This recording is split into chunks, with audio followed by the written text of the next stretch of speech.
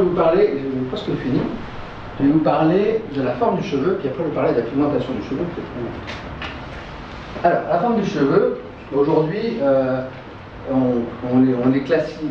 la classification, c'est pas simplement frisé, raide, ondulé, machin truc. Non, il y a 8 groupes qui ont été publiés en fonction du rayon de courbure, le nombre d'ondulations, etc. Donc c'est un travail qui a été réalisé par L'Oréal. Et donc il y a le groupe de 1 à 8 qui caractérise tous les cheveux du monde au niveau de sa frisure. Par exemple, vous avez un beau type 1 comme ça, un type 3 donc ondulé, un type 4, vous voyez que le nombre d'ondulations est augmenté, le type 6, le type 7, curly, et le type 8 c'est très curly. C'est plutôt certaines peuplades africaines sont vraiment très frisées. Et soit dit en passant, elles ont des cheveux courts parce que quand vous avez une frisure de type 8, vous avez des super tours, ce qui fait que le cheveu casse. C'est pas qu'il ne pousse pas, c'est qu'il casse. Donc il ne peut pas être long. Et par contre, ce qu'on a découvert aussi, c'est qu'on croyait qu'il y avait un rapport direct entre l'ellipticité et le degré de frisure. En fait, c'est pas vrai. Parce que, par exemple, on a découvert que les Caucasiens de type 8, de type 3 et des Africains de type 7 avaient exactement la même ellipticité, alors que clairement, c'était des groupes différents. Alors, ce qui est intéressant, c'est que au niveau de la microscopie électronique sur section transversale des tiges pilaires de type 1 ou de type 8, eh bien, on s'aperçoit qu'il y a une population de cellules qui sont à l'orthocortex, c'est des petites cellules. Le paracortex, c'est des grandes cellules, et entre les deux, vous avez des cellules intermédiaires qu'on appelle le mésocortex. Eh bien, le mésocortex disparaît dans les cheveux frisés, alors qu'ils sont très bien représentés dans les cheveux raides. Et associé à la disparition de ce mésocortex, eh bien, en fait, les fibres, au lieu d'être bien parallèles les unes par rapport aux autres, comme vous pouvez le voir ici, et bien ici vous avez des grains de mélanine qui sont coincés. En fait, dans les cheveux de type 8, c'est-à-dire très frisés, eh bien ces structures, les macrofibrilles, elles sont torsadées. Elles ne sont plus du tout linéaires. Et donc il y a une relation directe entre la structure macromoléculaire de la tige pilaire et ses propriétés mécaniques. Alors la question était de savoir d'où vient la courbure. Et alors, parce que voilà, si vous avez des cheveux afro-américains frisés, guyanais, ou avec des cheveux caucasiens raides, vous reconnaissez sur ces biopsies, très bien, l'épiderme, ici vous avez le derme, et puis ici vous avez l'hypoderme. Et le follicule fait 4 mm de long, donc il y a à peu près 2 mm dans le derme et 2 mm dans l'hypoderme. Si vous regardez les cheveux frisés, il est clair que vous avez un angle, ici, et puis vous avez une petite courbure, mais cette petite courbure n'a rien à voir avec la courbure qui va s'exprimer à la surface du cuir chevelu. Alors, pendant longtemps, on a pensé que la courbure était directement liée à l'angle d'implantation. Bon, moi, personnellement, je ne suis pas totalement convaincu. Mais comme on savait, nous, disséquer les follicules pileux pour les mettre en culture, on s'est dit, si on supprime l'environnement et l'effet mécanique, est-ce que la courbure va être maintenue ou non? Or, en fait, si vous prenez un follicule frisé, mettez en culture, et bien, il fait un cheveu frisé. Vous prenez un cheveu raide, follicule raide, il fait un cheveu raide. En fait, la courbure est maintenue en absence d'environnement dermique. Et en fait, ce qu'on a découvert, là je vais vous la faire courte, on a découvert que tous les programmes de différenciation du follicule ont perdu leur symétrie axiale.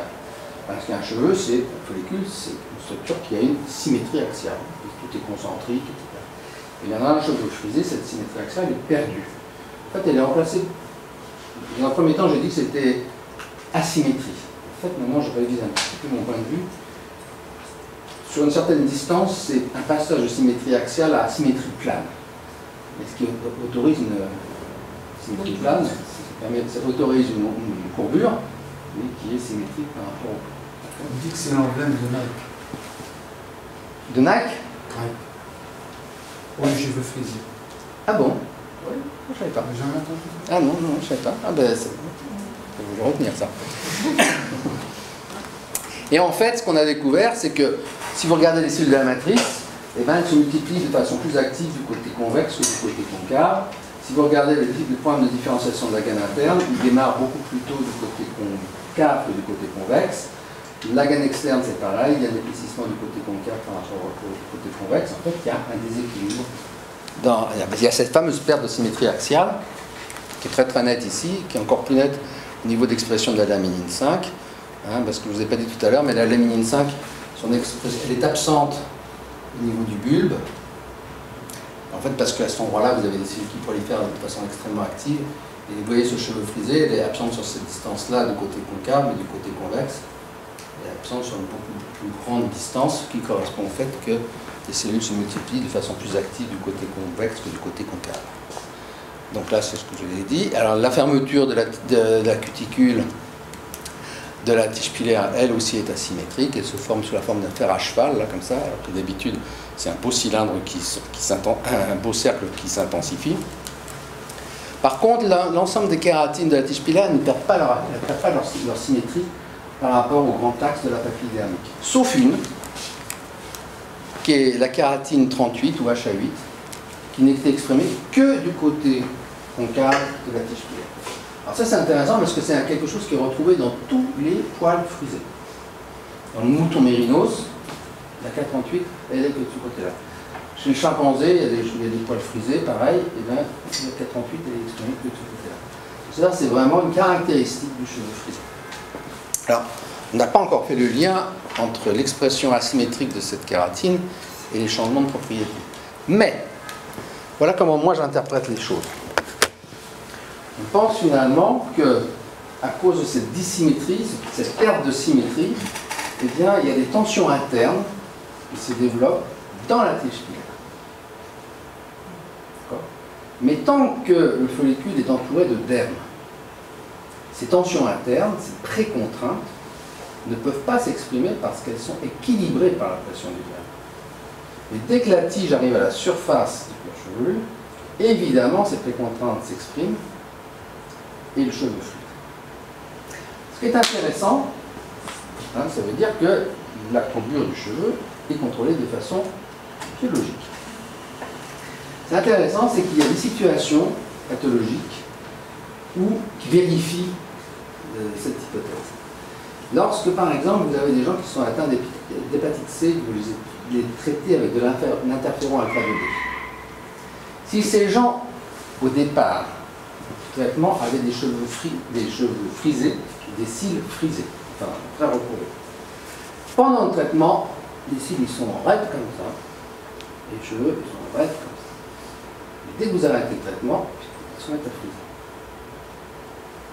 Donc, biologiquement, avec l'interféron alpha 2B, vous pouvez contrôler la frisure. A l'inverse, lorsque les femmes ont un cancer du sein, et vous les traitez par la voie EGFR, les inhibiteurs de la voie EGFR, le récepteur de l'EGFR. Si ces femmes, au départ, ont des cheveux raides, pendant le traitement, elles vont avoir des cheveux ondulés. D'accord ? Et donc, c'est comme un traitement de VIH. Voilà, exactement. Et donc, en fait, on sait que la forme du cheveu peut être biologiquement modulée.